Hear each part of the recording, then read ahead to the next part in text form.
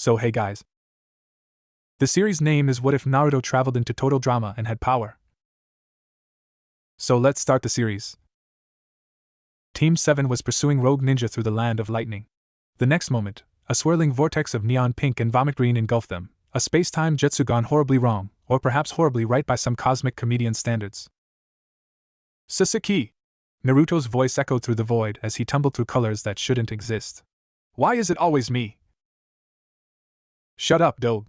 Sasuke's reply came from somewhere to his left, equally disoriented but maintaining his trademark cool. Somehow. Everyone stay calm. Kakashi-sensei's voice cut through the chaos, his single visible eye calm despite the circumstances. We'll land together and assess the situation.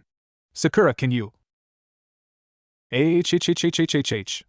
Sakura's scream faded as she spun past them, arms and legs flailing in opposite directions. Never mind. Then. Splash. Thud. Crash. Boing. The four ninjas landed in four very different ways on four very different surfaces in what appeared to be a campground. Naruto face-planted directly into a campfire pit, emerging with charcoal stripes across his whisker marks and a very confused expression. Did we die? Is this the afterlife? Because it smells like. He sniffed the air. Burnt marshmallows and failure? Sasuke had somehow landed gracefully on a picnic table, one knee bent, one hand on the ground, absolutely zero splash damage to his outfit. A single leaf drifted down beside him. He stood slowly, dark eyes scanning the perimeter with the intensity of a trained killer. There's no chakra signature here that I recognize, he murmured. We're not in any village territory. Sakura had crashed through what appeared to be an outhouse, emerging covered in, thank all that is holy, clean with splinters and toilet paper. The building behind her collapsed with a sad little humph. I'm okay. Just my pride is destroyed. Kakashi landed sitting cross-legged on top of the camp's main lodge chimney, already pulling out his orange book. Fascinating. The dimensional stability here is remarkably wobbly. He flipped a page. Also, this camp appears to be staffed entirely by teenagers with questionable fashion sense. He wasn't wrong. Camp Wawanakwa stretched before them in all its cheap, sun-bleached glory, a rickety dock extending into Lake Muskoka, cabins that looked one strong breeze away from collapse, a mess hall with a crooked chimney, and a bizarre assortment of teenagers frozen mid-activity, staring at the four ninjas who had just fallen from the sky. A goth girl with black lipstick lowered her ukulele. A jock dropped his dumbbell on his foot. A blonde in a designer sweater clutched her designer bag and shrieked. Who are they and why is one of them wearing orange in the woods? That's actually a fair question, the goth girl admitted. Before anyone could respond, a voice exploded from the camp's speaker system, magnified and dripping with theatrical excitement. Campers! Welcome! To the most exciting moment in total drama history. A man emerged from the main lodge, striding forward like a game show host who'd been raised by wolves and then sent to hosting school.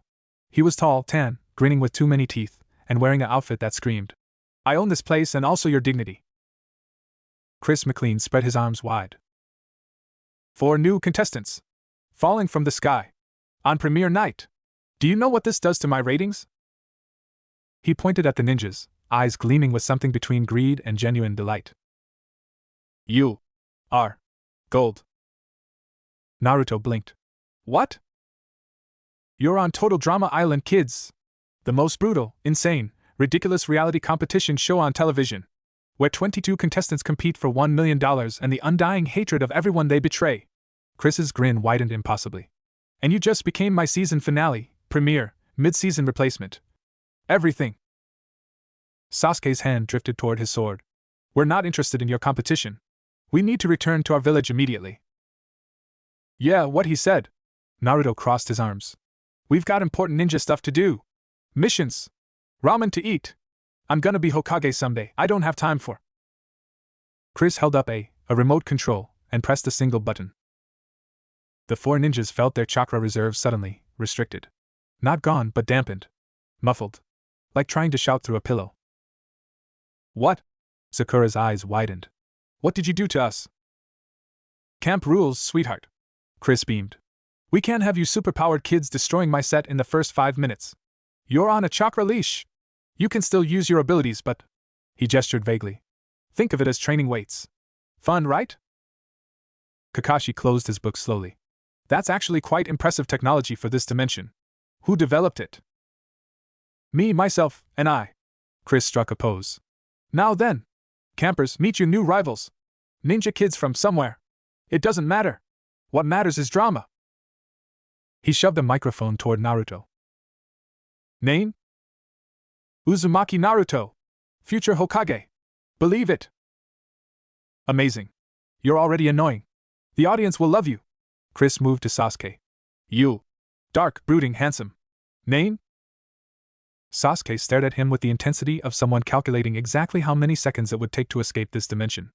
Uchiha Sasuke. Uchiha Sasuke. Even your name is cool. Duncan. Chris called over his shoulder. You've got competition. A guy with a green mohawk, skull necklace, and permanent sneer stepped forward. Duncan sized Sasuke up with the practiced eye of someone who'd made a career out of being the resident bad boy. Huh. Duncan cracked his neck. We'll see. Sasuke didn't react. Didn't blink. Didn't move. Duncan's eye twitched. Oh yeah, every camper watching thought simultaneously. This is gonna be good. Chris moved to Sakura. And you, pink girl? Destroyed my outhouse already. That's initiative. I like it. Haruno Sakura. She bowed politely, then caught herself.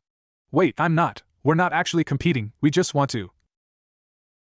Fantastic. Sakura Haruno, the accidental demolition expert. Chris was already moving to Kakashi. And you, mask guy. Reading porn in the middle of all this? Kakashi's visible eye crinkled in what might have been amusement. It's not porn. It's literature. It's definitely porn, Heather muttered from somewhere in the crowd. It's make-out tactics, actually, Kakashi corrected pleasantly. A nuanced exploration of human connection through. Great! Great! You're the mysterious one! Chris clapped his hands together. Campers! Say hello to your 4 new competitors. They'll be joining us effective immediately, and let me tell you. He leaned into the camera that was definitely not there a moment ago, but suddenly absolutely was. This is going to be the best season ever. The ninjas were herded, and it absolutely was herding, toward the camp's mess hall, where the original contestants were already gathered for what Chef Hatchet called dinner, and what everyone else called survival of the strongest stomach. Naruto's eyes went wide as saucers at the spread. Which is to say, the spread of questionable substances. There's something moving in that gelatin, he whispered to no one in particular. That's the protein, Owen said cheerfully, appearing at his elbow like a food-loving ghost. The large, round boy with a perpetually friendly face was already holding a plate piled high with the moving gelatin and what appeared to be burnt meat of unknown origin. You get used to it. Hi. I'm Owen. You fell from the sky. That was awesome. I'm Naruto. Naruto grinned back instinctively. And that's not food. That's a science experiment. Tomato. Owen shoved a forkful of wiggling red substance into his mouth. Tastes like cherry? And regret? Hard to tell. Across the cafeteria, Sasuke had found the least crowded corner and was leaning against the wall, arms crossed, radiating. Do not approach. Energy. Duncan approached. Nice landing earlier, Duncan said, leaning against the wall beside him with practiced casualness. Very dramatic. Very look at me. Sasuke said nothing. I'm talking to you. Still nothing. Duncan's jaw tightened. Look, pretty boy, when someone's talking to you, you. Sasuke turned his head slowly. Locked eyes with Duncan. Didn't blink. The temperature in that corner of the mess hall dropped approximately 7 degrees. Duncan, to his credit, held the stare for a solid 5 seconds before something in his hindbrain screamed predator, and he looked away with a scoff. Yeah, whatever. We'll settle this later. As he walked away, he absolutely did not wipe sweat from his brow. Absolutely not. Sakura, meanwhile, was being cornered by a group of girls who had apparently decided she was either competition or a potential ally. I'm Heather, said the blonde with the designer sweater and matching attitude. These are Lindsay and Beth. We run things here. We do? Lindsay blinked vacantly. I thought Chris ran things. He runs the show, Lindsay. We run the social game. Heather's eyes raked over Sakura with clinical precision. You're pretty strong, too, if you crashed through that building. But you're also new, which means you're vulnerable. She leaned in. You need friends. We're friends. For a price. Sakura's fist clenched unconsciously. The ground beneath her feet cracked. Heather's eyes went wide. I'm sorry, Sakura said sweetly, her voice perfectly pleasant even as a small crater formed under her sandals. What was that about a price? Heather took a step back. Then another. We should talk later. Can't wait. As Heather retreated with what remained of her dignity, Sakura let out a long breath and unclenched her fist. Okay. Different world. Different rules. But some things are universal. She caught Kakashi-sensei's eye across the room. He gave her a small nod of approval before returning to his book. Good. She was handling this right. The first challenge came at dawn. Because of course it did. Rise and shine, campers! Chris's voice blasted through speakers mounted on every tree. It's time for your first challenge. And by first, I mean the first of many. And by many, I mean you're stuck here until I say so. Hope you packed your will to live.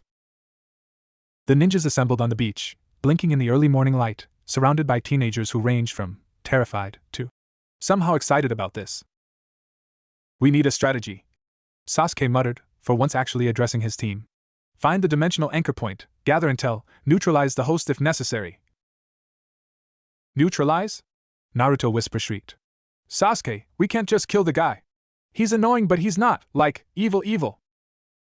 He's holding us hostage on a reality show.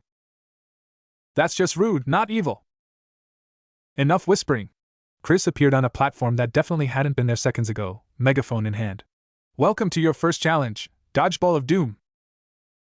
Chef Hatchet rolled out a cart filled with dodgeballs. But these weren't ordinary dodgeballs. They glowed faintly, pulsed occasionally, and one of them appeared to be growing teeth. Special edition, Chris announced proudly. Each ball has a surprise inside. Could be paint. Could be hot sauce. Could be a live snake. Could be a live snake covered in hot sauce. You never know. That's the fun. This is insane, Sakura breathed. This is amazing. Naruto's eyes were literally sparkling. We get to play dodgeball with snakes. That's not. Sakura pinched the bridge of her nose. Of course you're excited.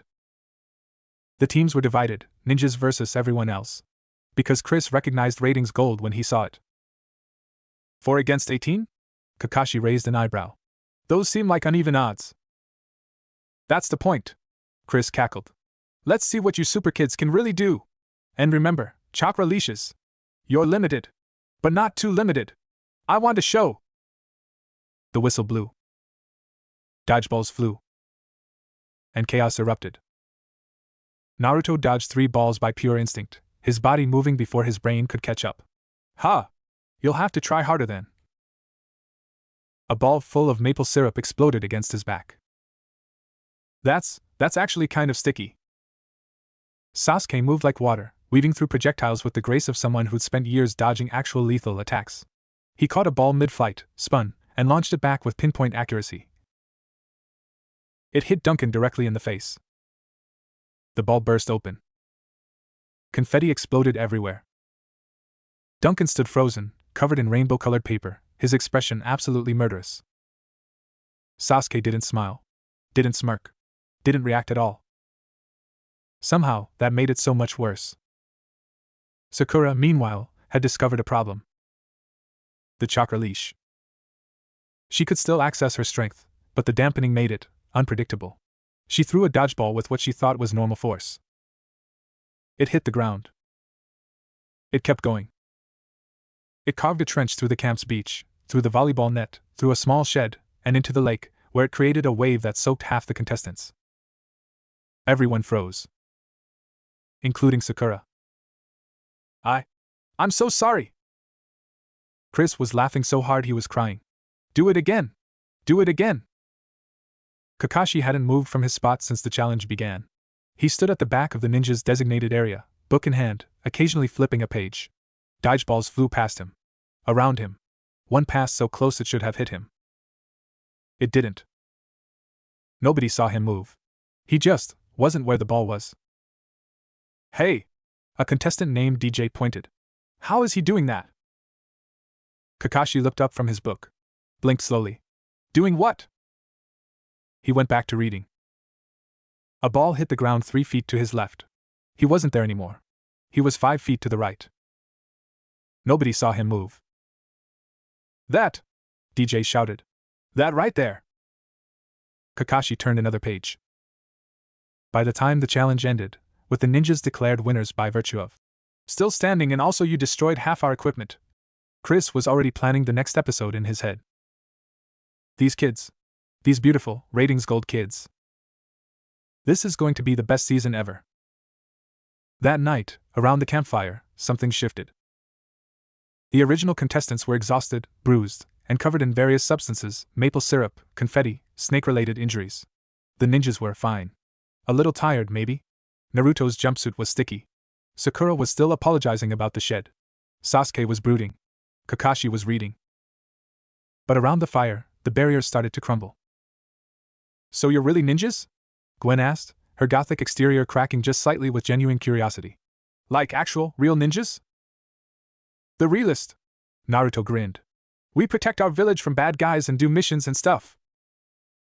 What kind of missions? All kinds. Fighting, rescuing people, escort missions, occasionally chasing down cats for old ladies. He shrugged. It's not always glamorous. Gwen's lips twitched. So ninjas do cat rescue? When the price is right. Naruto laughed. One time, I had to find this lady's pet turtle. It took 3 days. The turtle was in her backyard the whole time. Even Gwen cracked a smile at that. Beside her, Owen was practically vibrating with excitement. Tell me more. Do you have ninja food? Is it different from regular food? What's your favorite food? Ramen. Naruto's entire face lit up. Oh man, ramen is the best. There's this place in my village, Ichiraku's best ramen in the world, believe it. The broth, the noodles, the chashu. You're making me hungry. Owen moaned dramatically. I wish we had ramen. We could try to make some? Naruto suggested. I don't know how, but how hard can it be? Across the fire, a quieter conversation was happening. Sasuke sat slightly apart, as usual, but Gwen's friend, a guy named Trent, had drifted over with 2 bottles of water. Figured you might be thirsty, Trent said, offering one. That dodgeball thing was intense. You move really fast. Sasuke looked at the water. Looked at Trent. Took it. Thanks. No problem. Trent sat down nearby, not too close, respecting the space. So, ninja. That's wild. What's it like? Sasuke considered ignoring him. Considered brooding in silence. Something about the fire, maybe, or the exhaustion of the day, made him answer. Dangerous. Lonely. Sometimes. He paused. Worth it. Trent nodded like that made perfect sense. Sounds like being in a band, honestly. Minus the dying part. Usually. Sasuke looked at him. You're in a band? Yeah. I play guitar. We're not famous or anything, but it's fun. You got any hobbies besides ninja stuff? The question caught Sasuke off guard. Hobbies? He trained. He missioned. He brooded. I used to play shogi, he said quietly. With my brother. Oh yeah? That's like chess, right? Strategy game? Something like that. They sat in comfortable silence for a moment. You should play sometime, Trent offered. Might be fun. We probably have a board somewhere. Sasuke said nothing, but he didn't say no. And somewhere in the darkness, watching from the edge of the firelight, Kakashi smiled behind his mask. These kids, he thought. They're going to be fine. Weird dimension, insane host, questionable food, but fine. He turned another page in his book and settled in for the long night. 3 days into their involuntary stay at Camp Woanakwa, Team 7 had established a rhythm. Wake up. Endure Chris's morning announcements. Participate in increasingly ridiculous challenges. Eat chef's increasingly questionable food. Survive the voting ceremony. Repeat. The ninjas hadn't been voted off yet, partly because they kept winning challenges, and partly because nobody wanted to be the one to eliminate the people who could punch through buildings. But tensions were building. Specifically, between Sasuke and Duncan. It started small. Glances across the mess hall. Silent competitions during challenges. Duncan trying to one-up the cool ninja guy, and failing spectacularly every time. Today's challenge had been an obstacle course through the woods. Sasuke had finished in 4 minutes. Duncan had finished in 12, and only because he'd taken a shortcut that Chris disqualified anyway. You cheated, Duncan growled as they regrouped at the finish line. I finished. Sasuke didn't even look at him. You didn't. I would have if you hadn't. If I hadn't what? Now Sasuke looked at him, dark eyes flat and unimpressed. Been better? Duncan's fists clenched. His jaw tightened. The other campers backed away slowly, sensing the explosion building. But before it could detonate, a familiar orange blur inserted itself between them. Hey, hey, hey! No fighting! Naruto grinned widely, apparently oblivious to the murderous tension. We're all friends here, right? Let's just chill out and... Stay out of this, Dobe. Sasuke's voice was cold. Naruto, maybe step back, Sakura warned. But Naruto wasn't backing down. No! You two have been at each other's throats since we got here, and it's stupid. Duncan, Sasuke's not trying to steal your bad boy thing or whatever. I don't have a thing. Duncan started. And Sasuke, you don't have to be a jerk just because someone's challenging you. You're better than that. Sasuke's eyes narrowed. You don't know anything about me. I know you're my teammate, Naruto shot back. I know you're annoying and broody and you call me Dobe all the time, but you're also... He stopped, struggling for words. You're mine, okay? My rival. My teammate. And I'm not gonna let you turn into some jerk just because we're stuck in a stupid camp. Silence. The kind of silence that makes everyone hold their breath. Sasuke stared at Naruto for a long, long moment. Something flickered in his eyes, surprise maybe, or something softer that he'd never admit to. Then he looked away. Whatever. But he didn't argue. Duncan, sensing the shift, scoffed and walked off. Whatever. This is stupid. Naruto watched him go, then turned back to Sasuke with a hopeful expression. See? We're all friends now. We're not friends. Best friends. Got it. Sasuke walked away. Naruto followed, chattering happily. Sakura watched them go with a fond smile. Some things never change. That evening, Chris gathered everyone in the mess hall with an announcement that made half the campers groan and the other half perk up with interest. Talent show night! Chef Hatchet wheeled out a small stage that folded out from the wall, complete with sparkly curtains and a microphone stand. Each of you will perform. Show us what you've got. Impress me, and you might win immunity. Bore me and... Chris made a throat-slitting gesture that was probably meant to be dramatic but mostly just looked silly. Voting's still happening regardless, Chef added unhelpfully. But immunity means you can't get voted off. So, you know. Try. The campers exchanged nervous glances. Can we do group performances? Asked Bridget, a surfer girl who'd been pretty chill with the ninjas so far. Group, individual, interpretive dance, I don't care. Just make it entertaining. Chris leaned back in his director's chair, popcorn already in hand. You're on in 5 minutes. Go!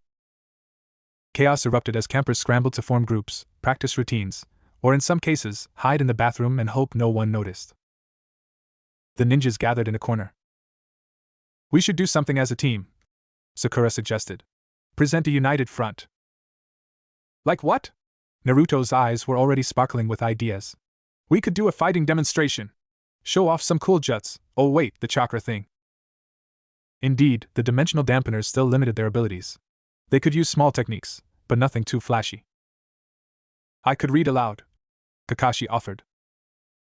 No. That was a test. You passed. Sasuke leaned against the wall, arms crossed. I'm not performing. Nope, not happening. Naruto grabbed his arm. You're the cool one. People expect you to do something cool. If you don't, they'll be disappointed, and disappointed people vote. I don't care about votes. You should. We're stuck here until we figure out how to leave, and getting voted off might send us somewhere worse. Naruto's expression shifted from playful to serious in a heartbeat. We stick together. That's the rule.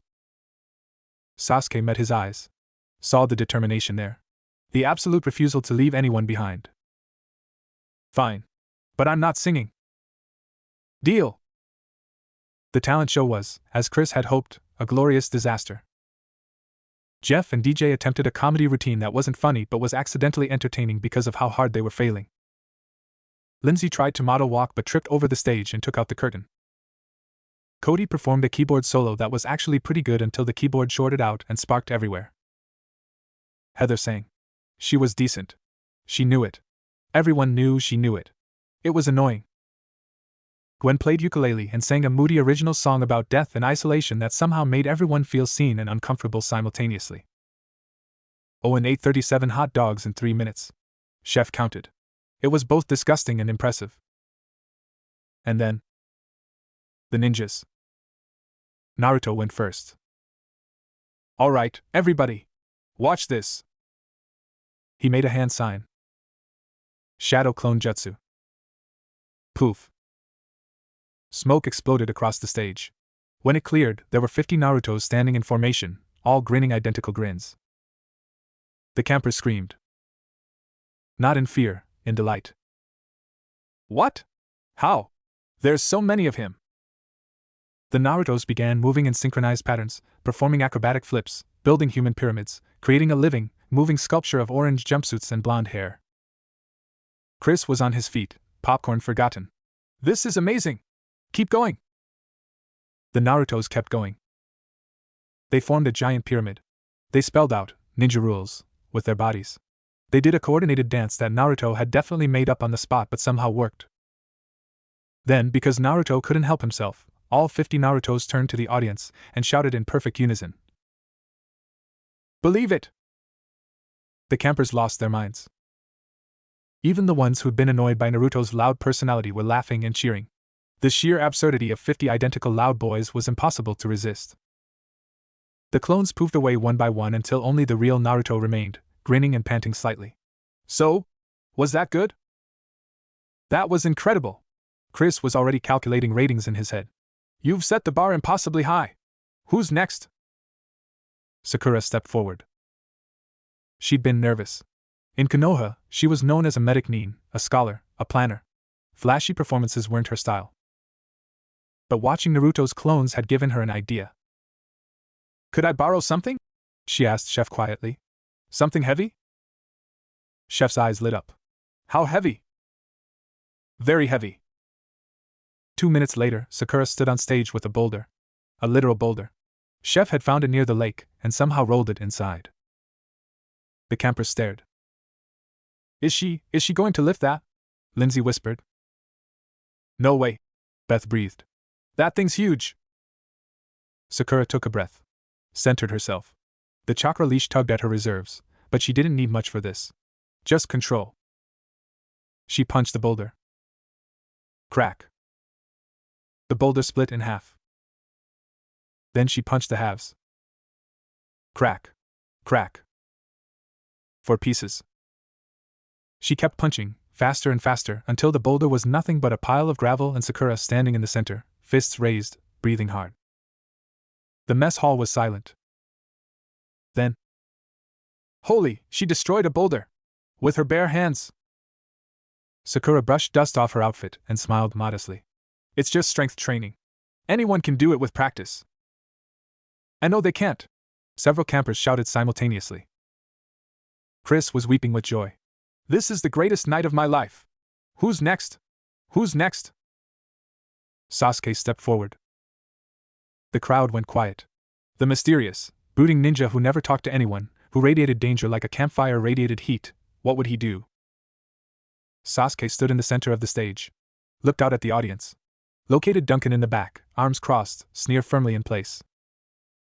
Then he made a single hand sign. Fire style, fireball jutsu. A massive orb of flame erupted from his lips, soaring across the stage, spinning and crackling with barely contained power. It was controlled. Precise. Beautiful. And absolutely terrifying. The fireball arced through the air and dissipated harmlessly just before hitting the back wall, leaving nothing but heat shimmer and the scent of smoke. Sasuke lowered his hand. Didn't bow. Didn't smile. Just stood there, eyes scanning the crowd. Duncan's sneer had vanished. He looked impressed. And also a little scared. And also angry about being impressed and scared. That's actually pretty cool, he admitted grudgingly. From Sasuke, the barest nod of acknowledgement. It wasn't friendship. But it was something. Finally, it was Kakashi's turn. The copy ninja ambled to the stage, book in hand, looking for all the world like he'd rather be anywhere else. He stood there for a moment. Flipped a page. The audience waited. He flipped another page. More waiting. He's just reading, someone whispered. Is that the talent? I don't get it. Then Kakashi looked up. My talent, he said calmly, is that I have read 1,000 books. Silence. And that's it. He shrugged. I've read 1,000 books. Some of them were even useful. He flipped another page. Thank you for your time. He walked off stage. The campers stared at the empty stage where he'd been. Did he just, was that a performance? I'm so confused. Chris, however, was nodding thoughtfully. Mysterious, understated, leaves them wanting more. That's a pro move right there. That man knows what he's doing. The votes came in after the talent show, as they always did. Ezekiel, a homeschooled kid who kept making awkward comments about normal people, was voted off. He took it about as well as expected, which is to say, not well at all. This is so unfair. I was great. You all just don't appreciate real talent. Chef physically dragged him onto the boat of losers, which was somehow both pathetic and hilarious. The remaining campers gathered around the campfire, exhausted but buzzing from the night's events. Naruto was surrounded by campers asking about his clone technique. How many can you make? Can they all eat? Do they feel things? Can they? One at a time. Naruto laughed. And yes, they can eat. It's expensive though. Lots of calories. Owen's eyes went wide. You mean, you could have 50 of you eating at once? Technically, yeah, but that's the most beautiful thing I've ever heard. Nearby, Sakura was getting similar attention from the girls. How do you get so strong? Lindsay asked, genuinely curious. Do you lift things? I train every day, Sakura explained. Push-ups, sit-ups, chakra control exercises. Chakra what now? It's complicated. Sakura smiled apologetically. But the short version is hard work. Lots of it. Ugh. Heather rolled her eyes. Hard work. How pedestrian. Sakura's smile didn't waver, but something in her eyes made Heather shift uncomfortably. What's wrong with hard work? It's how you get things done. Heather opened her mouth to retort, then closed it. For once, she had nothing to say. Sasuke sat alone, as usual. But this time, someone joined him. Duncan. Not close, exactly. More like, adjacent. Leaning against a tree several feet away, arms crossed, looking anywhere but directly at Sasuke. That fire thing was cool, Duncan said gruffly. Sasuke glanced at him. Said nothing. I'm not saying we're friends or anything. Just acknowledging. You know. Acknowledged. They sat in silence for a while. Then Duncan spoke again. That kid, Naruto. He really gets under your skin, huh? Sasuke's expression flickered, the barest micro-movement. He's annoying. Yeah, I noticed. Duncan snorted. But he's also, I don't know. Real. You don't get a lot of real people in this place. Sasuke considered that. Thought about Naruto's stupid grin, his endless optimism, his refusal to give up on anyone, even someone as broken as Sasuke himself. He's the most real person I know, Sasuke said quietly. Duncan nodded like that made perfect sense. Yeah, I get that. They didn't say anything else. They didn't need to. Later that night, long after the campfire had died to embers and the other campers had stumbled to their cabins, Naruto found Gwen sitting alone on the dock, staring at the moon's reflection on the lake. Hey. He sat down beside her, not too close, respecting the space. Can't sleep? Gwen shrugged. Not really. Too much noise in my head. Yeah, I get that. Naruto pulled his knees up, wrapping his arms around them.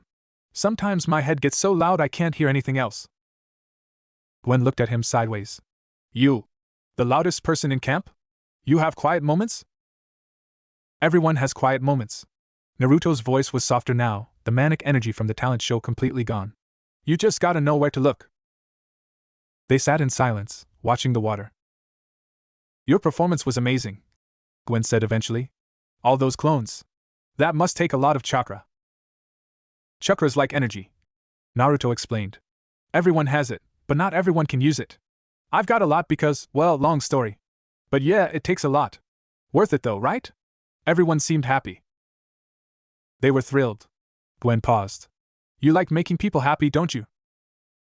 Naruto considered the question seriously. I guess so. When I was a kid, nobody was happy to see me. Nobody wanted me around. So now, when I can make people smile. He shrugged. Feels good, you know? Like I'm doing something right. Gwen's heart clenched. She knew that feeling.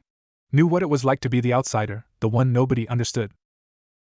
That must have been hard, she said softly. Being alone like that. It was. Naruto's voice was steady, no self-pity. But it made me who I am. And now I've got friends. Teammates. People who believe in me. He grinned, and even in the moonlight, it was blinding. That's worth everything, believe it. Gwen smiled back. A real smile, not her usual sardonic twist of lips. I believe you. They sat together until the moon climbed high overhead and the crickets sang their endless song. And somewhere in the darkness, a friendship was born. Heather was used to getting what she wanted. Pretty, popular, and ruthless, she'd navigated the treacherous waters of high school politics like a shark through chum-filled water. Manipulation came naturally. Strategy was second nature. And people? People were tools, waiting to be used. So when four superpowered ninjas dropped into her territory, Heather saw opportunity. The loud one, Naruto, was too chaotic to control. The pink one, Sakura, was too strong to threaten. The masked one, Kakashi, was too mysterious to read. But the dark, brooding one? The one who clearly had issues and clearly kept everyone at arm's length. That one she could work with. Hey, Sasuke, right? Heather slid onto the bench across from him at breakfast, her most charming smile in place. I don't think we've had a chance to talk properly. Sasuke looked up from his, wait, was that a shogi board? Since when did he have a shogi board? I'm eating, he said flatly. Right. Heather waved dismissively. I'll be quick. You're new here, and I know it must be hard being thrown into this crazy competition without any warning. But I can help you. Sasuke picked up a shogi piece. Moved it.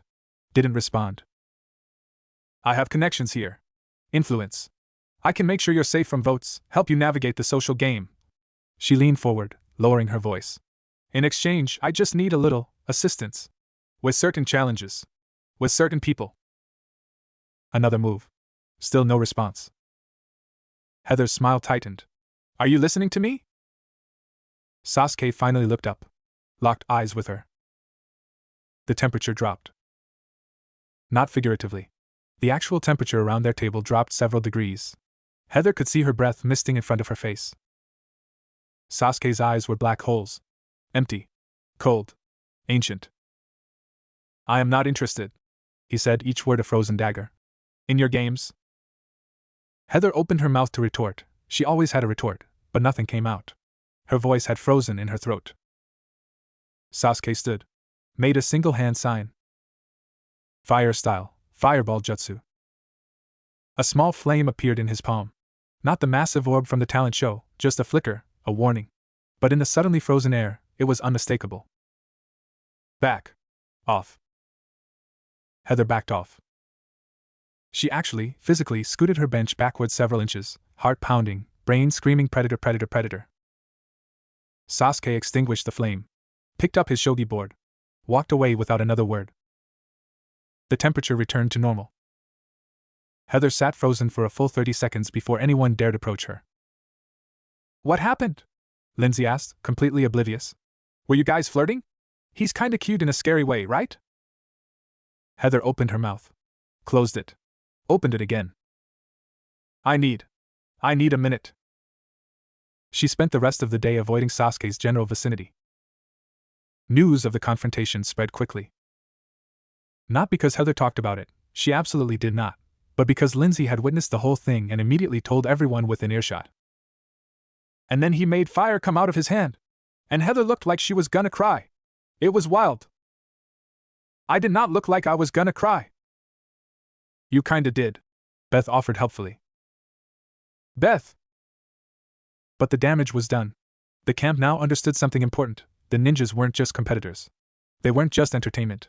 They were genuinely, legitimately dangerous. And also, nobody messed with Sasuke's breakfast. The challenge that day was, according to Chris, a true test of mental fortitude and stomach strength. Eating challenge. Chef Hatchet had prepared a spread of delicacies from around the world, and by delicacies, he meant things that should not exist in any sane universe.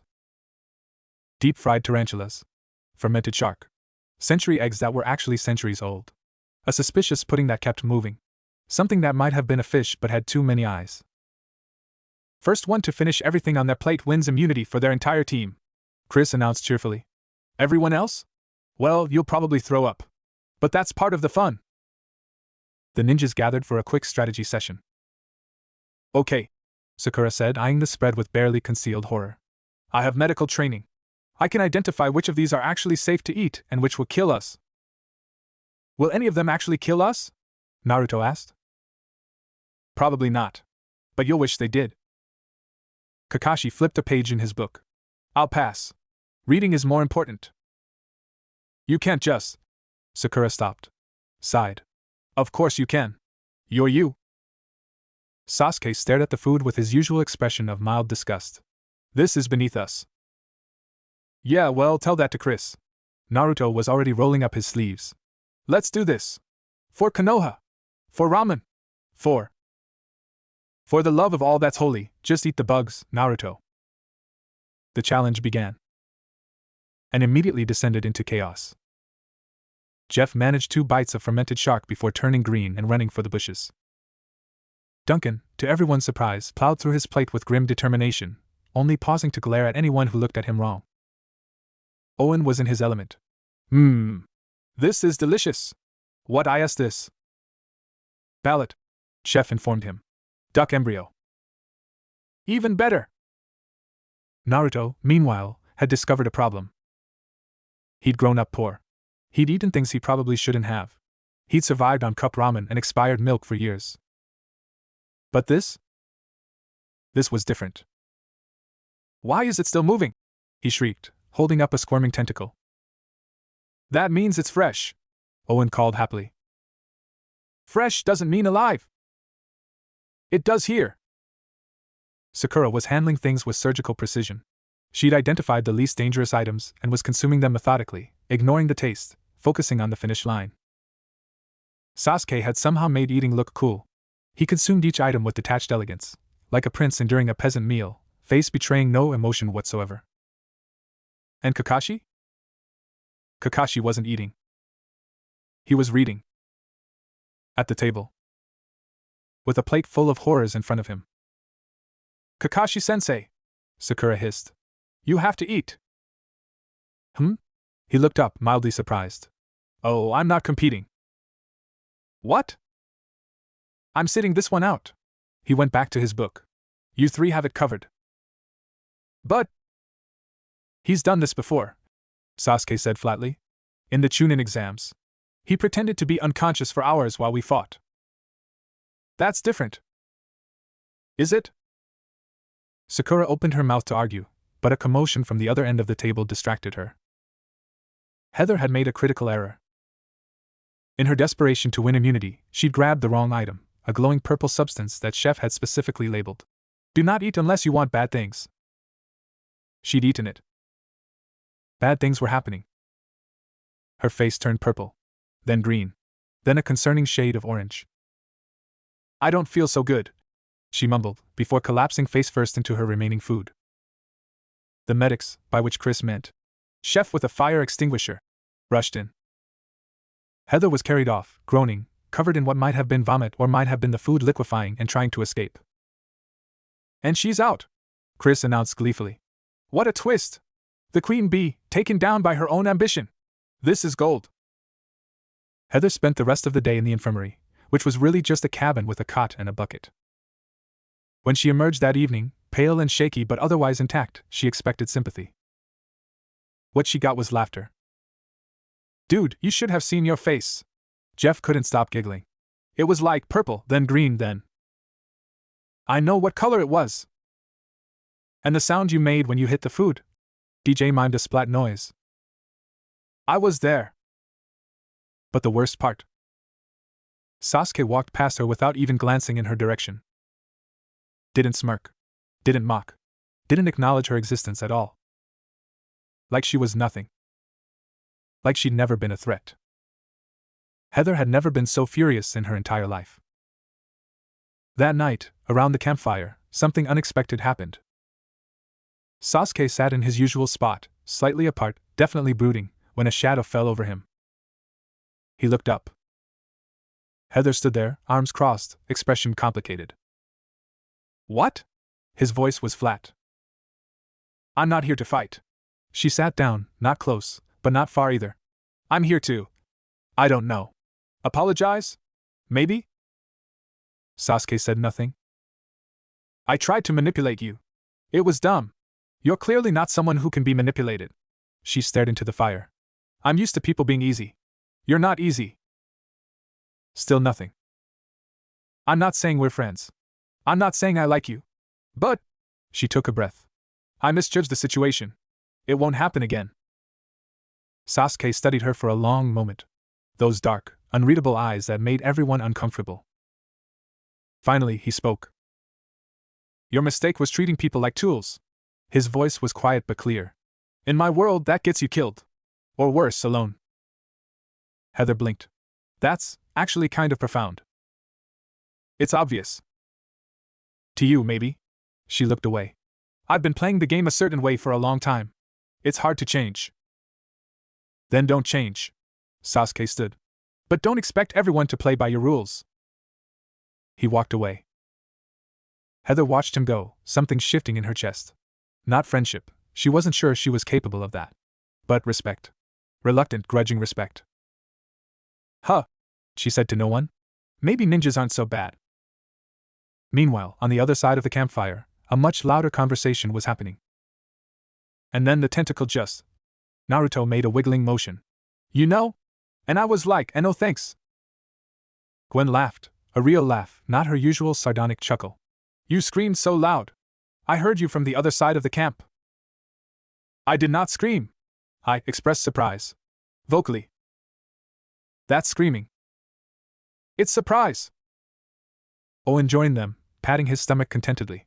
Man, that was the best meal ever. I wish we had eating challenges every day.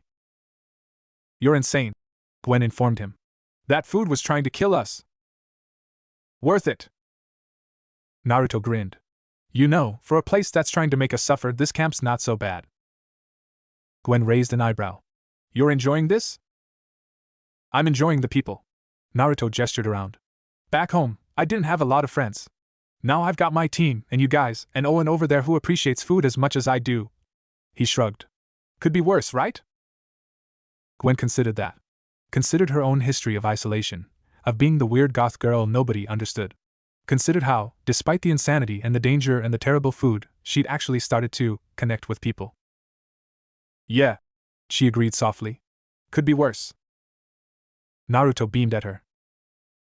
And somewhere in the darkness, watching from the trees, Kakashi smiled behind his mask. These kids, he thought. They're going to be okay. All of them. By the end of their first week at Camp Woanakwa, the ninjas had adapted. Naruto had become something of a camp mascot, loud, energetic, impossible to ignore, but also genuinely kind and surprisingly insightful when you got him alone. Sasuke had established himself as the unapproachable cool guy, respected and feared in equal measure, though Trent had gotten him to play shogi twice more and Duncan had stopped trying to start fights. Sakura had become the go-to person for injuries, advice, and occasionally demolishing things when challenges required it. Her medical knowledge was invaluable, and her patience with the campers' drama was frankly superhuman. Kakashi remained a mystery. He participated in challenges just enough to avoid elimination, read constantly, and somehow always knew things he shouldn't. The campers had started placing bets on what was under his mask. The theories were creative. Life had settled into a rhythm. Which, of course, meant Chris was about to destroy it. Good morning, campers! His voice blasted through the speakers at an ungodly hour. Tonight's challenge is a special one. We're doing something we've never done before. That's what he says every time, Gwen muttered. Get some rest today, because tonight. Dramatic pause. We're having a haunted cabin night. Groans from the campers who knew what that meant. confusion from the ninjas who didn't. What's a haunted cabin? Naruto asked. It's when Chris locks us in cabins overnight and tries to scare us, Duncan explained. Usually with props, sometimes with actors, always with terrible jump scares. Sounds fun. It's not. Sounds terrifying. Owen hugged himself. I love it. That evening, the campers were divided into groups and assigned to different cabins around the island. The ninjas, to no one's surprise, were split up. Naruto ended up with Owen, Gwen, and a few others in cabin 3. Sasuke was placed with Duncan, Trent, and Cody in cabin 1. Sakura joined Heather, Lindsay, Beth, and Bridget in cabin 2. Kakashi somehow ended up in a cabin alone. Nobody questioned it. Nobody even remembered assigning him there. He was just there, reading. All right, campers. Chris's voice echoed from speakers installed in each cabin. Here's how this works. You stay in your cabins until sunrise. There will be scares. There will be surprises. There will be things that go bump in the night. If you can't handle it. He laughed maniacally. Well, there's no penalty actually. But it'll be funny. The cabin doors locked with ominous clicks. And the night began. Cabin 3. Naruto sat cross-legged on his bunk, watching his cabin mates with amusement. Owen was already hiding under his blanket, peeking out occasionally like a nervous mole. Gwen sat against the wall, arms crossed, effect carefully bored. But Naruto noticed her eyes darting toward every shadow. The others, Jeff, DJ, and a few more, were trying to play cards, but no one was really focusing. So, Naruto said cheerfully, what kind of scary stuff happens? Last time, they had fake blood drip from the ceiling, Jeff offered. And someone dressed as a zombie banged on the windows. And the time before that, Chef chased us with a chainsaw, DJ added. The chainsaw wasn't real, but his enthusiasm was. Naruto nodded thoughtfully. So it's fake scary. Like jump scares and costumes. Yeah, basically. Easy. Naruto grinned. I've faced actual demons. Literal demons. A guy in a costume is nothing. Famous last words. At midnight the lights went out. Not gradually, snap, complete darkness. Then the sound started. Whispers. Scratches. Footsteps on the roof. Okay. Owen whimpered from under his blanket. This is fine. This is totally fine. The door creaked open. Something shambled in. In the dim emergency light, they could see it, a figure, twisted and wrong, moving with jerky, unnatural motions. Its head was too large. Its arms were too long. Its face. Hi there! Naruto bounded off his bunk and approached the figure cheerfully. You're the scary guy, right? Nice costume. Is that foam latex? The figure froze. I'm Naruto. What's your name? What? Your name. Mine's Naruto. I'm a ninja. Well, technically a genin, but I'm gonna be Hokage someday, believe it. What do you do when you're not scaring people? The figure, a hired actor clearly thrown off by this response, looked helplessly toward the hidden cameras. I'm Gary? I'm an actor? Nice to meet you, Gary. Naruto shook his hand enthusiastically.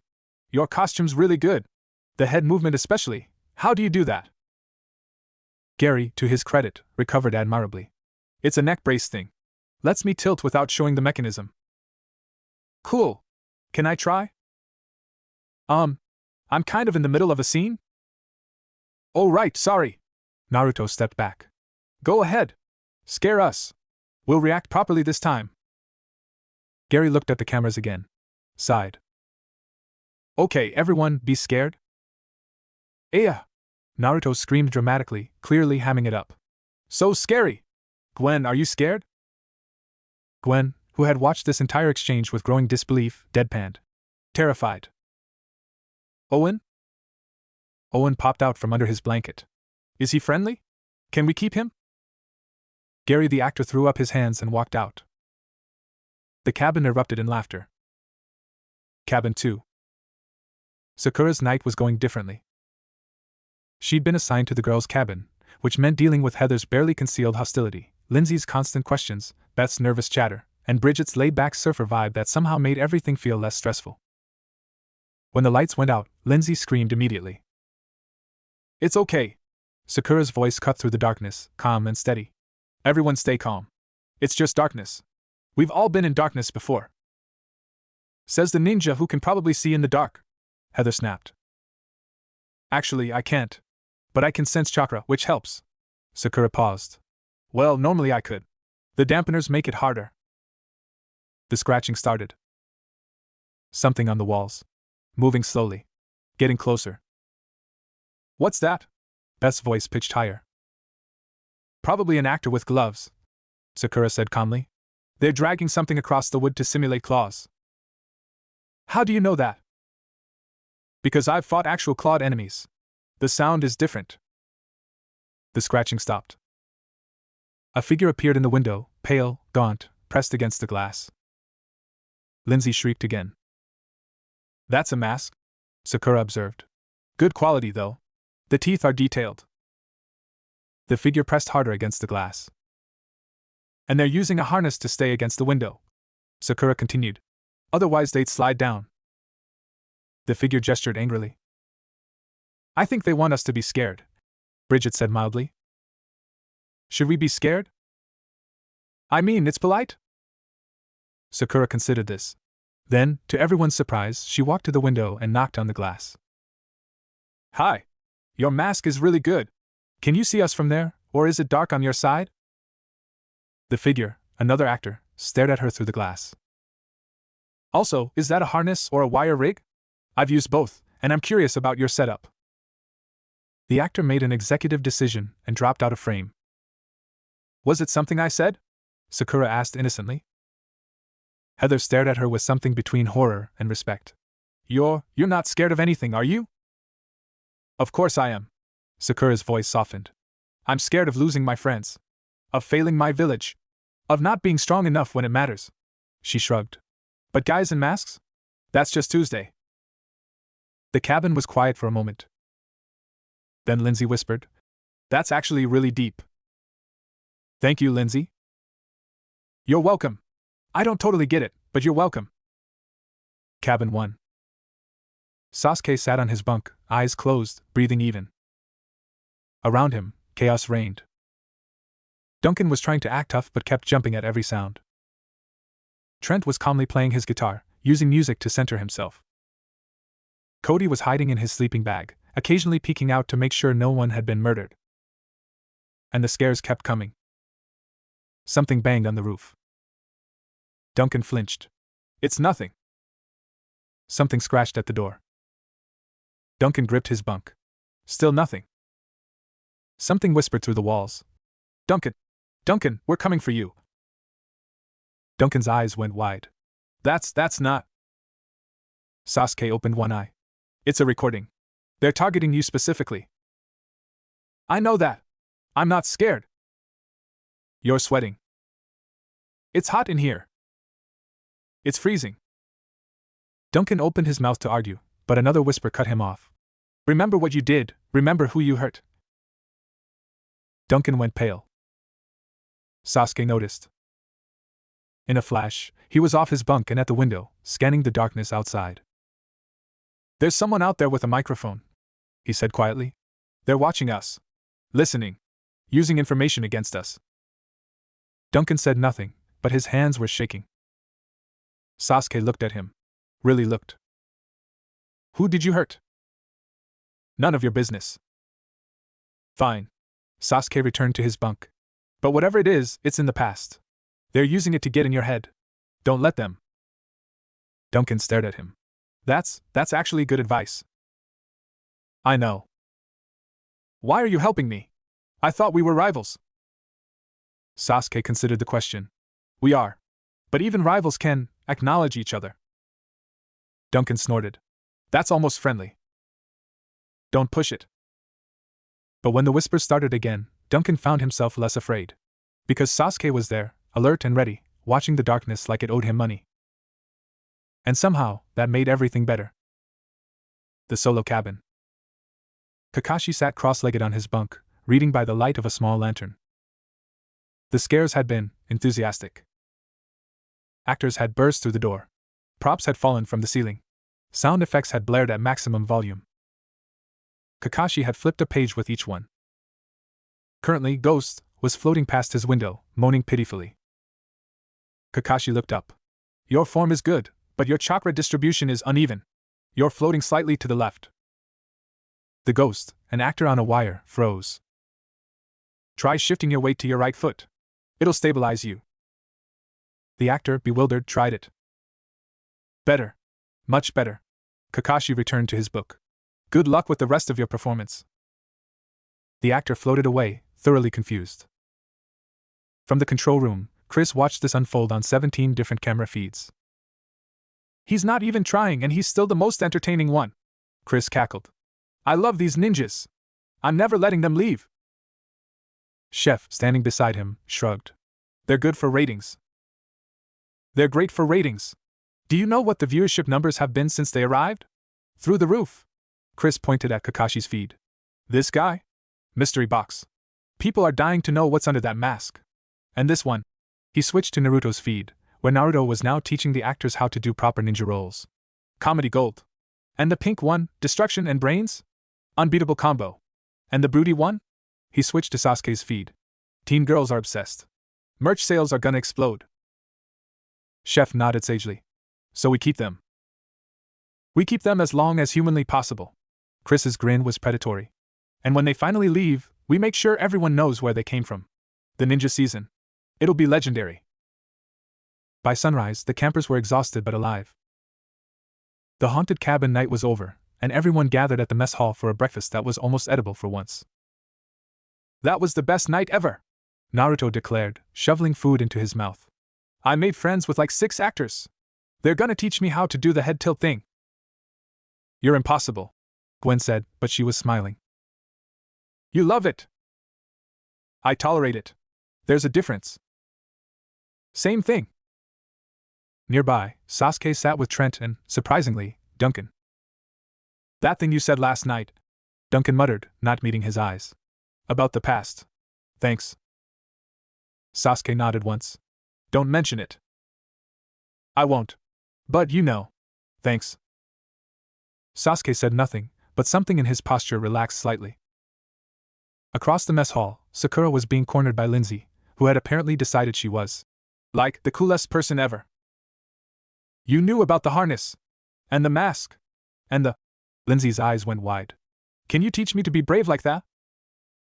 Sakura blinked. Sure? I mean, it's mostly just training and experience, but... Yes. We're gonna be best friends. Sounds good? And somewhere, in a corner no one was paying attention to, Kakashi read his book and smiled. They're growing, he thought.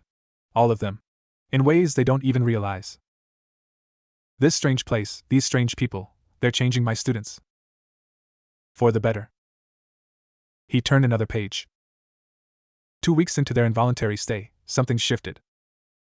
It started small, a comment here, a glance there, but gradually, inevitably, the walls between ninjas and campers began to crumble. Naruto was the first to truly open up. It happened during a quiet moment by the lake. Gwen had found him sitting alone, staring at the water with an expression she'd never seen on his face before. Serious. Sad. Ancient. Hey. She sat beside him. You okay? Naruto didn't answer right away. Just kept staring at the water. I know that look, Gwen said quietly. That's the I've been through stuff and don't want to talk about it look. I invented that look. That got a small smile. Yeah? Yeah. She pulled her knees up, wrapping her arms around them. You don't have to talk. But I can sit here if you want. They sat in silence for a long moment. Then Naruto spoke. There's something inside me. His voice was barely a whisper. Something not human. Gwen went still. Most people don't know. Only my friends, my teachers, people who need to. He touched his stomach unconsciously. When I was born, they sealed a demon inside me. The nine-tailed fox. It destroyed our village, killed a lot of people, and they put it in me to stop it. Gwen's breath caught. Naruto. Everyone hated me for it. For years. Didn't know me, didn't care who I was, just saw the monster inside and decided I was the monster too. His voice was steady, but his hands were shaking. I was alone for so long. Until Iruka-sensei. Until Sasuke and Sakura. Until Kakashi-sensei. They saw me, not the fox. Gwen didn't say anything. Just reached out and took his hand. Naruto looked at her, surprised. I know what it's like, Gwen said softly. Being the outcast. Being the one everyone looks at and sees something wrong. It's not the same. I don't have a demon inside me, but I know the feeling. The loneliness. Naruto's eyes were suspiciously bright. Yeah? Yeah. She squeezed his hand. For what it's worth, I don't see a monster. I see a loud, annoying, ridiculously optimistic guy who somehow makes everyone around him feel better. Even when he's being obnoxious. Naruto laughed, a wet, shaky laugh. I'm not that obnoxious. You're so obnoxious. It's actually impressive. Thanks? You're welcome. They sat together as the sun set over the lake, hands still linked. And somewhere deep inside Naruto, the fox stirred. Interesting, it rumbled. This one sees you clearly. Naruto ignored it. For once, he didn't care what the fox thought. He had a friend. That night, the secrets kept coming. Sakura found herself talking to Bridget by the campfire, the conversation drifting from surfing to training too. I wasn't always like this. Sakura's voice was quiet, reflective. I used to be shallow. Obsessed with Sasuke. Didn't care about anything except impressing him. Bridget raised an eyebrow. Really? You? The boulder-punching, medic ninja, always in control girl? Sakura laughed ruefully. Yeah. Hard to believe, right? I was so focused on him that I forgot to focus on myself. Forgot to become someone worth being. What changed? Sasuke left. Sakura's voice hardened slightly. He went after power, after revenge, and I realized I couldn't follow him. Couldn't help him. Couldn't do anything except watch. She stared into the fire. So I trained. Harder than I'd ever trained before. Became a medic nin. Learned to fight. Made Tsunade-sama, my teacher, the strongest kunoichi alive, proud of me. Wow. Bridget shook her head. That's really impressive. It's just hard work. It's more than that. Bridget met her eyes. It's growth. It's becoming someone new. That takes guts. Sakura smiled. Thanks. Can you teach me to punch things? Not boulders, but like maybe boards? I've always wanted to break boards. Sakura laughed, a real laugh. Sure. We'll start small. In the boys' cabin, a different kind of conversation was happening. Sasuke sat on his bunk, shogi board in front of him, moving pieces in a pattern only he understood. Duncan sat across from him, watching. You're not even playing against anyone, Duncan observed. I'm playing against myself. That's weirdly deep. Sasuke shrugged. It's strategy. Anticipating your own moves, predicting your own patterns, it helps you understand your opponent. Duncan considered that. You do that in fights too? Always. Every ninja does. You have to think several steps ahead or you're dead. Must be exhausting. It's necessary. They sat in silence for a moment. Then Duncan spoke again, quieter this time. That thing the actor said? About who I hurt. Sasuke looked up. I was in juvie, Duncan admitted. Before this show. Did some stuff I'm not proud of. Hurt some people who didn't deserve it. He ran a hand through his mohawk. I'm not a good person. Not like you guys. Sasuke studied him for a long moment. In my world, he said finally, there are no good people. Only people trying to be better than they were yesterday. Duncan blinked. That's pretty cynical. It's realistic. Sasuke returned to his shogi board. You made mistakes. So did I. So did everyone. What matters is what you do next. Duncan was quiet for a long time. Then, slowly, he moved a shogi piece. Sasuke looked at him. Teach me this game, Duncan said gruffly. I need something to do with my hands when I'm thinking. Sasuke considered refusing. Considered pushing him away like he pushed everyone away. Instead, he moved another piece. Watch. Learn. Don't touch anything until I say. Duncan nodded. And somewhere in the darkness, a rivalry transformed into something else. Something neither of them had words for. The next day, Chris gathered everyone for a special announcement. Campers! I have exciting news! And by exciting, I mean terrifying for some of you, The campers groaned collectively. Today's challenge is confessional confessions. He gestured to a small booth set up near the mess hall. Each of you will enter the confessional and reveal your deepest, darkest secret on camera. The most shocking confession wins immunity for their team. The least shocking, well, you'll probably be fine, but you won't win. This is a terrible idea, Gwen muttered. This is the best idea, Chris beamed. Drama. Secrets. Betrayal. It's everything reality TV should be. Now, who wants to go first? No one volunteered. Great. Heather, you're up. I didn't. Heather started, but Chef was already propelling her toward the booth. The door closed. The camera light turned on. And Heather, for the first time in her life, looked genuinely nervous. Heather's confessional.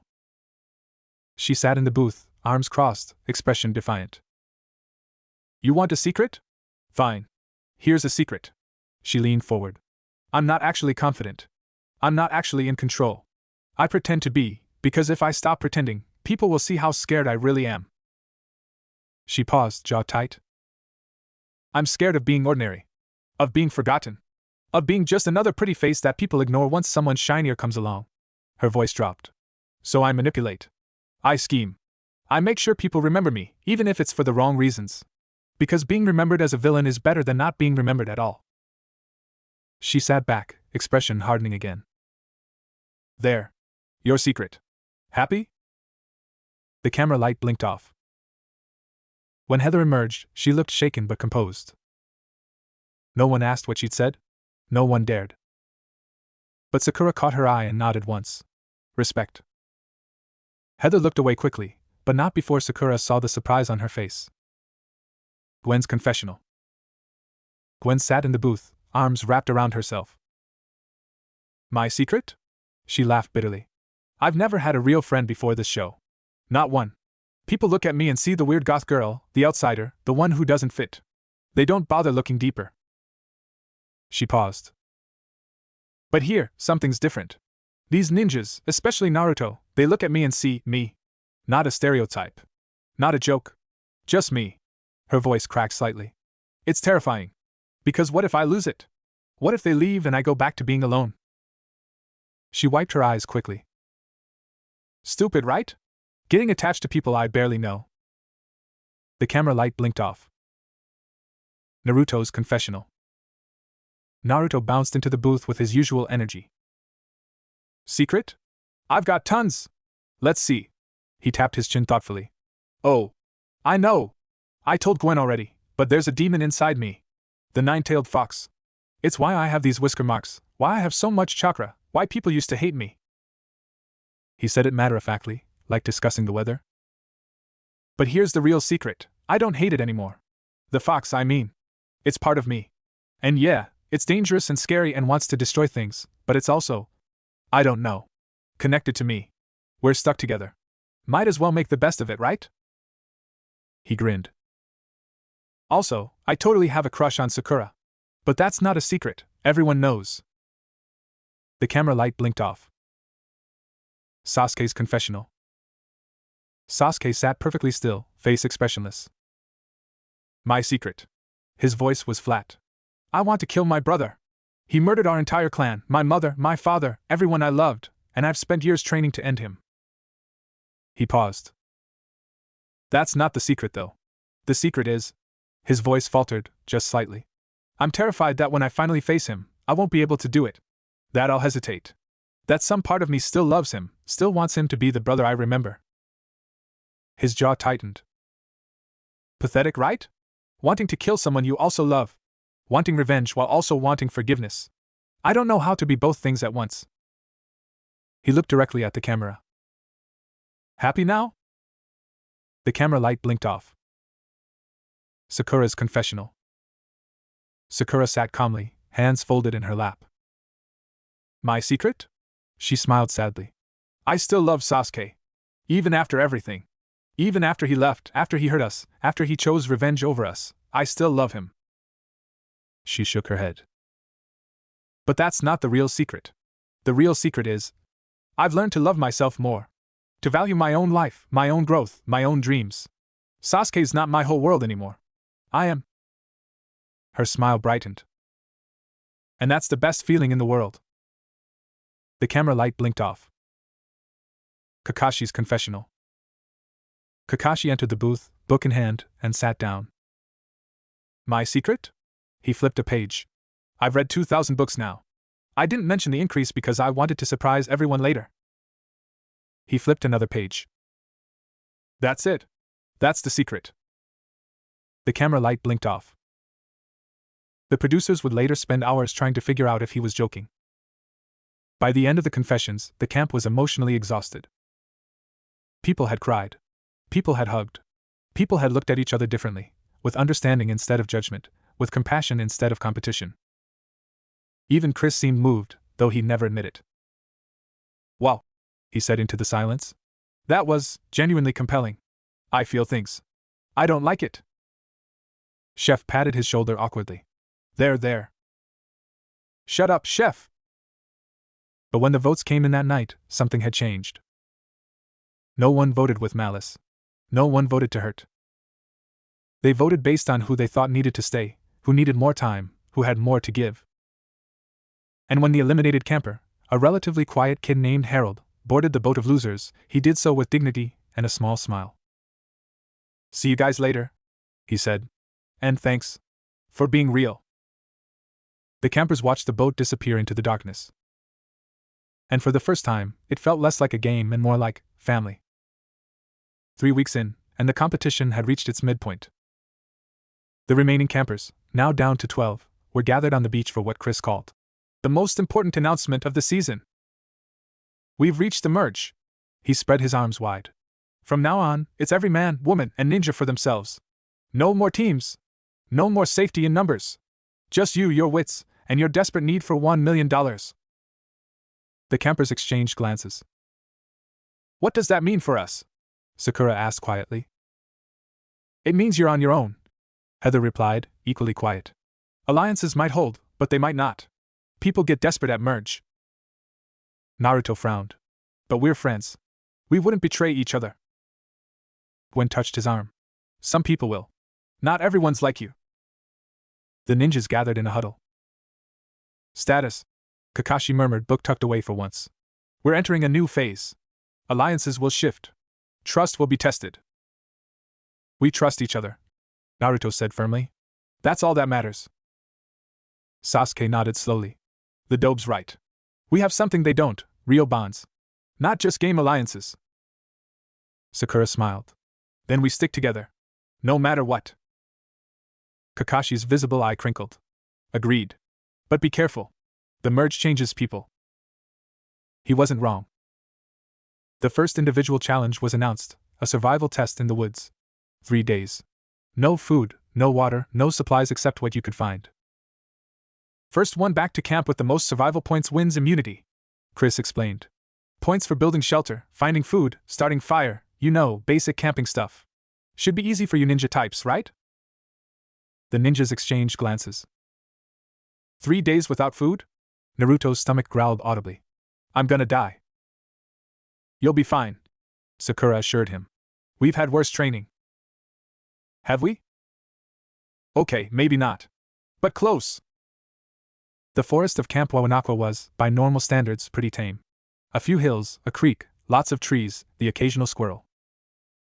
By ninja standards, it was a playground. Naruto built a shelter in 2 hours that would have taken normal campers 2 days. It wasn't pretty, lots of leaves and branches haphazardly stacked, but it was functional. Sasuke found a creek within 10 minutes and set up a fishing trap using nothing but vines and a sharpened stick. Sakura identified edible plants, medicinal herbs, and a surprisingly good berry patch that she marked for later. Kakashi sat under a tree and read. You're not even trying, Duncan observed, happening upon him during his own survival efforts. I'm conserving energy. Kakashi didn't look up. You should try it. I'm building a shelter. Page turn. How's that going? Duncan glanced back at his shelter, which was currently a pile of sticks that kept collapsing. Not great. Duncan stood there for a moment, conflicted. Then, can you help? Just a little? Kakashi looked up. Studied him for a long moment. First lesson, don't use those thick branches for the frame. They're too rigid. Use these. He pointed to a cluster of flexible saplings. Bend them, tie them, create a dome. Then layer leaves for insulation. Duncan blinked. That's actually helpful. I'm a teacher. It's what I do. Kakashi returned to his book. Now go. You're blocking my light. Duncan went, a small smile tugging at his lips. Meanwhile, in another part of the forest, Heather was struggling. She'd never camped in her life. Her idea of roughing it was a hotel without room service. The forest was terrifying, bugs, dirt, things that moved in the underbrush. She'd been sitting on a rock for 3 hours, too scared to move. Having trouble? She looked up. Sakura stood there, arms full of edible plants. I'm fine, Heather snapped. You're sitting on a rock in the middle of the woods with no shelter, no food, and no water. That's not fine. It's strategic sitting. Sakura raised an eyebrow. Is it? Heather's defiance crumbled. Fine. I don't know what I'm doing. Happy? I'm a city girl. I've never slept outside in my life. This is terrifying and I hate it, and I want to go home. Sakura's expression softened. She set down her plants and sat on the rock beside Heather. Okay. First lesson, survival isn't about being tough. It's about being smart. She pointed to a nearby tree. See that? Oak. The bark can be used for tea if you boil it. And those berries, she pointed to a bush, are edible. Not great, but edible. And that patch of soft ground? Probably near water. Good place to set up shelter. Heather stared at her. How do you know all this? Training. Practice. Failure. Sakura shrugged. I've messed up plenty. The key is learning from it. Heather was quiet for a moment. Then, hesitantly, will you show me how to survive? Sakura smiled. Of course. That's what friends do. We're not friends. Not yet. Sakura stood, offering her hand. But we could be. Heather looked at the hand. Looked at Sakura's genuine smile. Looked at the terrifying forest around her. She took the hand. Okay. Show me. 3 days later, the campers straggled back to the beach, exhausted, hungry, and in some cases covered in mysterious rashes. Naruto bounced in first, full of energy despite the ordeal. That was amazing! I caught a fish with my bare hands. Was it a big fish? Owen asked eagerly. It was this big. Naruto spread his arms wide. That's a tiny fish. It's the spirit that counts. Sasuke arrived next, looking exactly as he had when he left, annoyingly composed, not a hair out of place. Did you even try? Duncan demanded. I survived. That's the point. Duncan muttered something uncomplimentary under his breath. Sakura arrived with Heather in tow, both looking tired but satisfied. Heather found a spring, Sakura announced. Fresh water. Extra points. Chris, clipboard in hand, nodded approvingly. Impressive. Very impressive. But the real question is, who has the most points? He tallied on his clipboard, muttering calculations. Finally, he looked up. The winner is Sakura Haruno. Sakura blinked. Me? Excellent shelter, excellent foraging, excellent water source, and you helped another contestant. Bonus points for teamwork. Chris beamed. You're immune tonight. Congratulations. Sakura smiled, genuinely pleased. Thanks, everyone. Heather, standing nearby, caught her eye and nodded. A small nod, but meaningful. Maybe, Heather thought, this friendship thing isn't so bad. That night's elimination was tense. With immunity secured for Sakura, the remaining campers had to choose someone to send home. The vote was close, shockingly close, with alliances fracturing and reforming in real time. In the end, it was DJ who got the boot. Not because anyone disliked him, everyone loved DJ, but because he'd struggled the most in the survival challenge and everyone knew it. I understand, he said quietly, boarding the boat of losers. You guys, you're all amazing. Keep being awesome. Naruto ran to the dock. Wait. DJ! DJ turned. Here. Naruto pressed something into his hand, a small carved charm, rough but recognizable as a fox. For luck. Wherever you go next. DJ looked at the charm, then at Naruto. His eyes glistened. Thanks, man. I'll keep it forever. The boat pulled away. Naruto watched until it disappeared. When he turned back, Gwen was there, hand on his arm. You okay? Yeah. He smiled, but it was sad. I hate goodbyes. I know. She squeezed his arm. Me too. That night, around the campfire, the remaining campers sat closer than usual. The merge had changed things, but not in the way Chris had hoped. Instead of turning on each other, they turned toward each other. Leaning in. Supporting. Even Heather, the queen of manipulation, was sitting with the group instead of apart from it. It's weird, Lindsay observed. I thought merge would be scary, but it's actually kind of nice. Don't get too comfortable, Heather warned, but her voice lacked its usual sharpness. There's still a long way to go. But we can go together, right? Lindsay looked around. Like we don't have to be enemies? Silence. Then Naruto spoke. No. We don't. He looked at each person in turn. Gwen, Owen, Sasuke, Sakura, Kakashi, Heather, Lindsay, Beth, Duncan, Trent, Cody. We're all here. We're all trying. That's enough. Gwen leaned against his shoulder. You're a sap, you know that? I'm honest. There's a difference. Is there? Probably not. Laughter rippled through the group.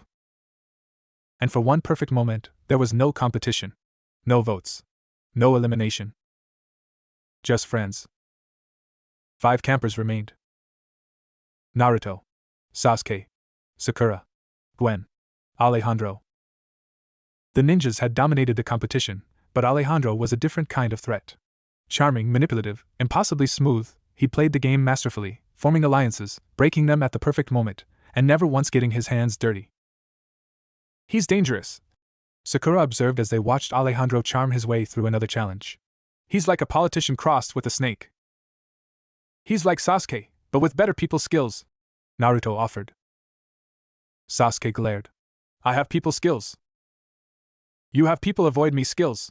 Different thing. Sasuke's glare intensified, but Naruto just grinned. The final challenges were brutal. Chris had saved the most ridiculous, most dangerous, most insane competitions for the end. There was the obstacle course over a pit of alligators. Sakura cleared it in record time. The alligators learned to swim very fast in the opposite direction.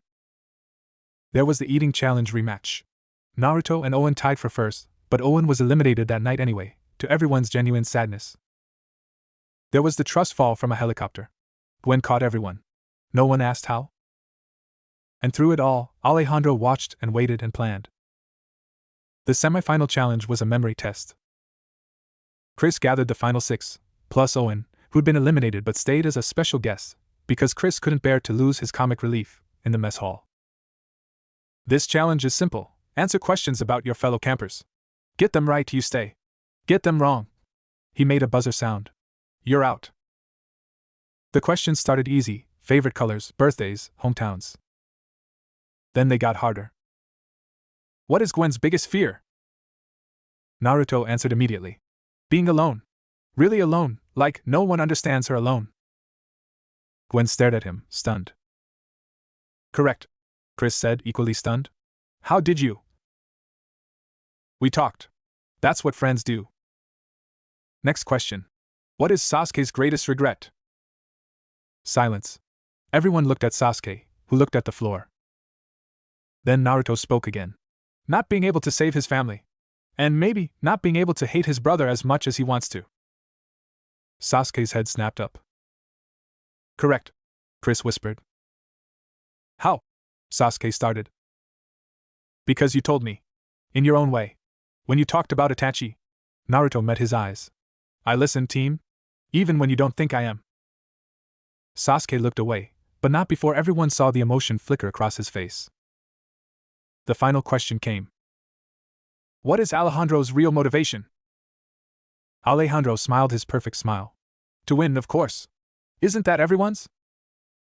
But Sakura was watching him carefully, reading his micro-expressions, the slight tension in his jaw, the way his eyes flickered when he said, win. No, she said quietly. That's not it. Chris raised an eyebrow. Care to elaborate? Sakura took a breath. He's not here for the money. He's not here for the fame. He's here because his brother, Jose, always overshadowed him. Always was better, always was first. And Alejandro needs to prove, to himself, to his family, to everyone, that he can be the best at something. The mess hall was silent. Alejandro's smile had frozen on his face. Am I wrong? Sakura asked gently. For a long moment, Alejandro didn't move. Then, slowly, the mask cracked. How did you? I'm a medic. I'm trained to read people. Their pain, their fears, their hidden injuries. She shrugged. Yours isn't physical, but it's there. I see it. Alejandro sat down heavily. Ah, yes. That's yes. Chris, for once, didn't make a joke. Wow. That's actually really sad. Anyway, Sakura wins immunity. But no one was really paying attention to the win anymore. They were looking at Alejandro, really looking, for the first time. And he was looking back, raw and exposed and terrified. Naruto walked over and sat beside him. Hey. Alejandro didn't respond. That thing with your brother? I get it. Sort of. I grew up alone, no family, no one who believed in me. And I spent my whole life trying to prove I was worth something. Alejandro looked at him. It's exhausting, right? Always trying to be enough? Yeah. Alejandro's voice was hoarse. It is. So stop. Naruto grinned. Just stop. You're enough already. You made it to Final 5. That's pretty amazing, believe it. Alejandro stared at him for a long moment. Then, slowly, he smiled. A real smile, not the polished politician version. You're ridiculous, you know that? Everyone says that. It's true. Still won't stop me. And for the first time, Alejandro laughed, really laughed, like a weight had been lifted. That night, Alejandro was eliminated. Not because anyone voted against him, they didn't. He walked to the boat of losers on his own, head held high. I could have manipulated my way to the end, he said to the gathered campers. I could have played the game and won. But, he looked at Naruto. You showed me something. That being real is better than being perfect. Naruto beamed. Anytime, buddy. Alejandro stepped onto the boat. Good luck, all of you. May the best person win. The boat pulled away. And for the first time, everyone waved goodbye instead of watching in silence. 4 campers became 3. 3 became 2. And now, on the shores of Camp Wawanakwa, under the blazing sun and Chris McLean's delighted commentary, the final showdown was set. Naruto Uzumaki. Gwen. $1 million. One winner. The final challenge was epic even by Chris's standards. An obstacle course through the entire island, designed to test everything the campers had learned: strength, endurance, puzzle solving, and heart. First one to retrieve the $1 million check from the finish line wins, Chris announced. But there's a twist. Because of course there was. Throughout the course, you'll find opportunities to sabotage your opponent. Use them wisely. Gwen and Naruto stood at the starting line, side by side. Hey, Naruto said quietly. Hey yourself. Whatever happens, you're my friend. That doesn't change. Gwen's heart clenched. Same. And if you win, you better not be insufferable about it. I make no promises. The horn blared.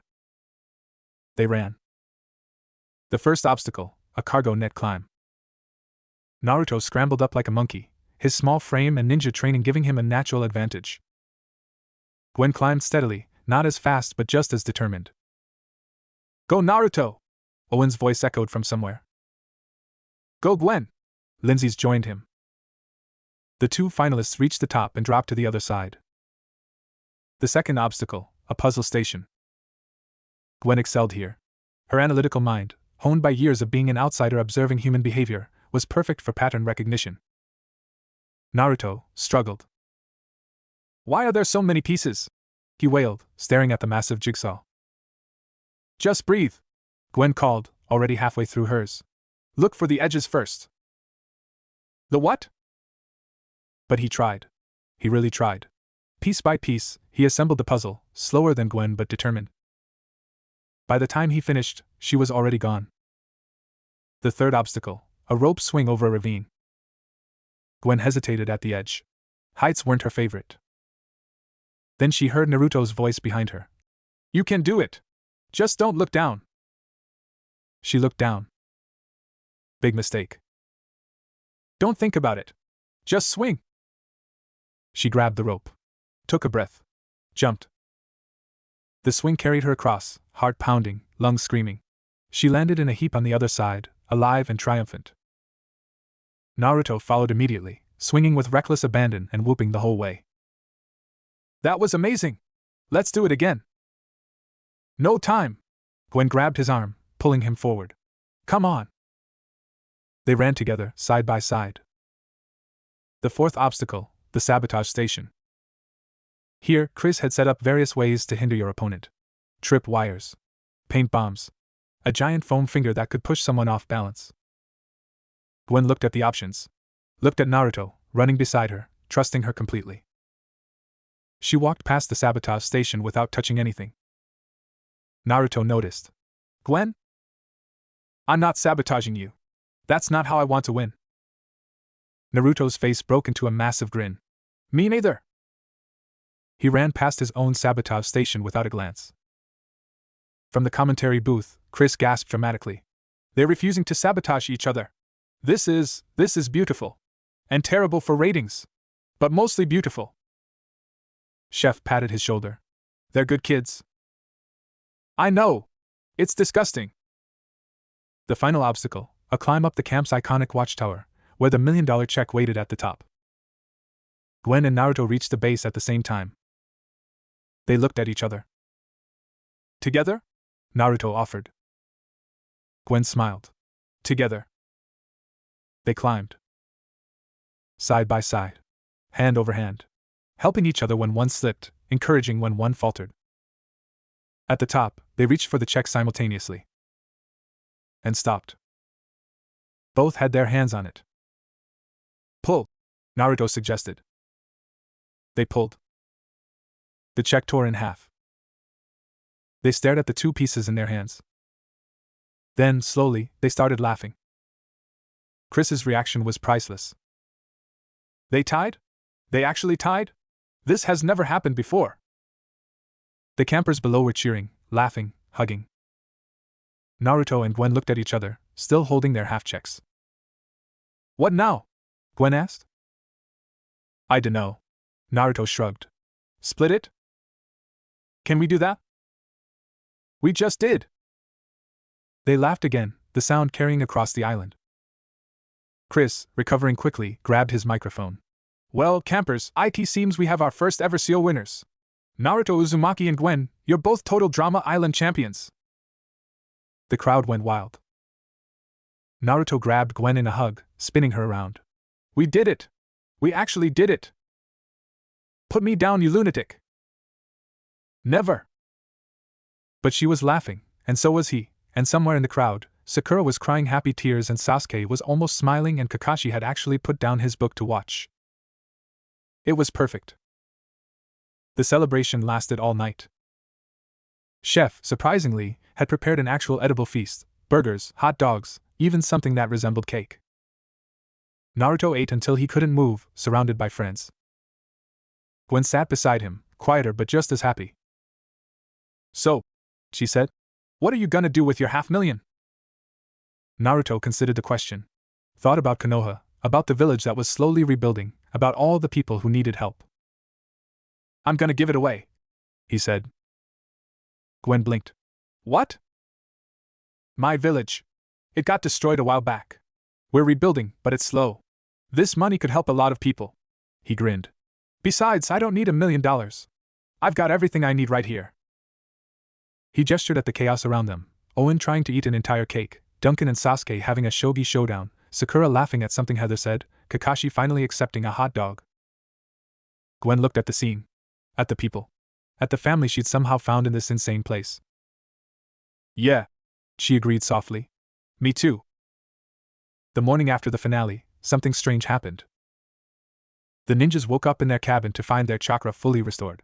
The dampeners were gone. The dimensional walls felt thinner. I think we can leave, Kakashi said calmly, book in hand as always. The competition's over. The show's done. There's nothing keeping us here. Naruto's heart clenched. Leave? But we just. He looked out the window at the camp. At the friends he'd made. At Gwen, sitting on the dock, watching the sunrise. I need to say goodbye, he said quietly. Sasuke nodded. We all do. The goodbyes were harder than anyone expected. Gwen met Naruto at the dock, where they'd spent so many quiet moments together. So, she said, voice carefully steady, you're leaving. Yeah. Naruto's voice cracked. I have to. My village needs me. My friends need me. I know. She looked at the water. I'm gonna miss you, you know? The loudest, most annoying, most wonderful person I've ever met. Naruto's eyes were wet. I'm gonna miss you too. And I'm gonna write to you, okay? Every week. I don't care if letters can't cross dimensions, I'll find a way. Gwen laughed shakily. You're ridiculous. Believe it. They stood there for a moment, two people who'd found each other in the most unexpected place. Then Naruto pulled her into a hug. Tight. Real. Thank you, he whispered, for seeing me. Gwen hugged back just as tight. Thank you for seeing me too. When they pulled apart, both were crying. Neither cared. Go! Gwen shoved him gently. Before I changed my mind and tried to keep you here forever. Naruto grinned through his tears. See you, Gwen. See you, Naruto. The other goodbyes were equally emotional. Sakura hugged Heather, who stiffened then relaxed into it. Take care of yourself, Sakura said. And remember, you're enough. You don't have to prove anything. Heather's eyes were suspiciously bright. Yeah? Okay. You too. Sasuke faced Duncan, the rivalry that had become something more. Don't be a stranger, Duncan said gruffly. And if you ever come back, we're finishing that shogi game. I'm gonna win. Sasuke almost smiled. You'll try. Same thing. They clasped hands, not a handshake, something else. Something like respect. And Kakashi. Kakashi simply looked at the campers gathered on the beach. At the people who'd become part of his students' lives. At the place that had, against all odds, become important. Thank you, he said simply, for taking care of my team. And somehow, that was enough. The dimensional portal opened. The ninjas stood at its edge, ready to go home. But before they stepped through, Naruto turned back. Hey! He shouted to the campers. You're all invited to Konoha, okay? Anytime. We'll have ramen. We don't know where Konoha is, Lindsay called back. Figure it out. Laughter echoed across the beach. And then, one by one, the ninjas stepped through the portal. Naruto went last. He looked at Gwen one more time. Believe it! He shouted. And then he was gone. The portal closed. The beach was silent. Gwen stood where she was, staring at the empty space where Naruto had been. Hey! Owen appeared beside her, unusually quiet. You okay? Gwen wiped her eyes. Yeah. I will be. Good. Owen bumped her shoulder gently. Because we're still here. And we're not going anywhere. Gwen looked at him. At Lindsay and Beth and Heather and Duncan and Trent and Cody and all the others. Her family. Her weird, chaotic, wonderful family. Yeah, she said softly. I know.